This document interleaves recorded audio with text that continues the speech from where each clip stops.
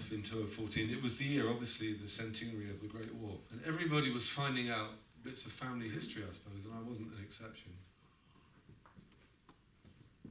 I never knew my grandfather, but I knew he was in the Dorset Regiment, colour sergeant, and I knew that he retired in 1913 at the age of 41 as a lifelong soldier. So there I was playing in a little art centre, Dorchester Art Centre, which is the old schoolhouse for what was the Dorchester Regimental Headquarters by the castle there. And it suddenly occurred to me as I was singing that I was only 100 yards away from where my grandfather would have been stationed. And I was singing songs about the Great War as well. And it seemed to me a strange moment to be that close and singing songs connected to his history. Anyway, a lady in the audience called Helen Jones worked at in the archive department, and she said, "Can I do some research into your grandfather?" So I gave him his rank and his full name and date of birth, and she found out some amazing things. She sent me some copies from the Mess magazine that said Sergeant Thomas Knightley will be much missed for his fine turn of phrase and his tireless clog and hornpipe dancing. And I had no idea I was genetically wired to be a folkie.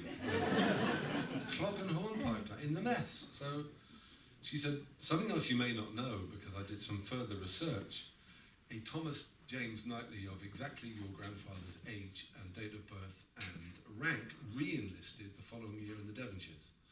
And it's almost 100% certain that he was the same guy. So your father was in the Devonshires at the Battle of the Somme. And I was singing songs. I was singing a song called The Keeper, about a Devonshire gamekeeper in the Battle of the Somme. So that struck me as a strange piece of information to come out of this moment, this mentioning of this moment. And about 2 months later, there I was, a little village called Monk Silver on Exmoor, and I hooked up with an old friend who was a wood sculptor called Rob Hurd. And he said, "It's funny that you're singing all these songs about the Great War and mentioning your grandfather in the Battle of the Somme, because I am making these." And he opened his sort of briefcase and he showed me this small shrouded figure, hand-stitched. And he said, "What is this then, Rob?" He said, "I'm making one of these to remember and represent every soldier that died on the first morning of the Somme." And I said, "How many is that then?" He said, 19,240. "It's going to take me 2 years. And I don't know what's going to become of them. I don't know. I might just lay them out for my friends or family on the side of an Exmoor hill." So with a connection at Exeter Museum, I approached people in Exeter. And eventually, the whole display was brought to Exeter for July the 1st last year. 75,000 people came to see that exhibition.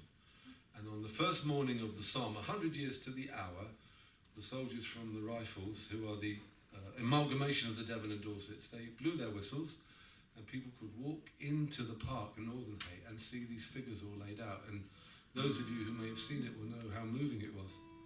However, there is a follow-up story, because while I was talking to Rob, an old boy came up to him, and what Rob did, every time he finished a figure, he read out the name, even if it was at midnight on his own, he read out the name, rank and age, and put a blue crayon through. So he had named every figure, and from the list of the fallen, which was about that thick. And a guy came up and said, "My grandfather, he died at the Somme, and they never found his body." And Rob said, "What was his name?" And he said, "He's called Private Jenkins." And Rob said, he's out there. And the guy said, "You mean you brought him home?" And Rob said, "Yeah, I brought him back." And this guy was really moved. And so, what Rob is going to, his latest project is to make a shrouded figure for every soldier whose body was never found in time for the end of the Great War, in the Battle of the Somme. That's almost 78,000. And these are hopefully going to be taken to London.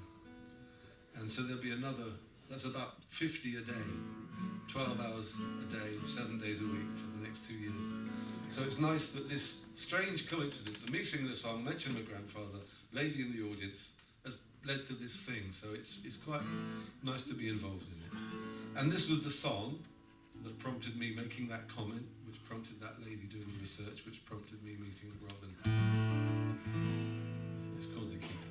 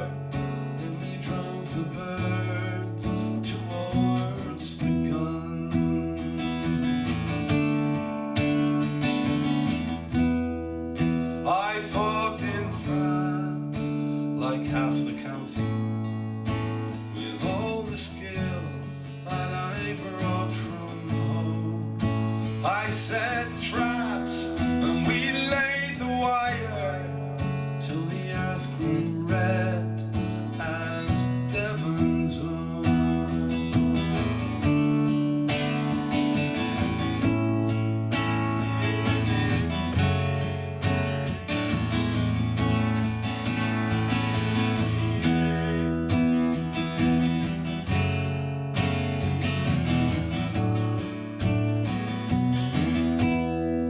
July the 1st, 1960. We early arose, we passed round the run. As the whistles blew, oh, we broke cover and walked in line towards the guns. We walked towards waiting guns.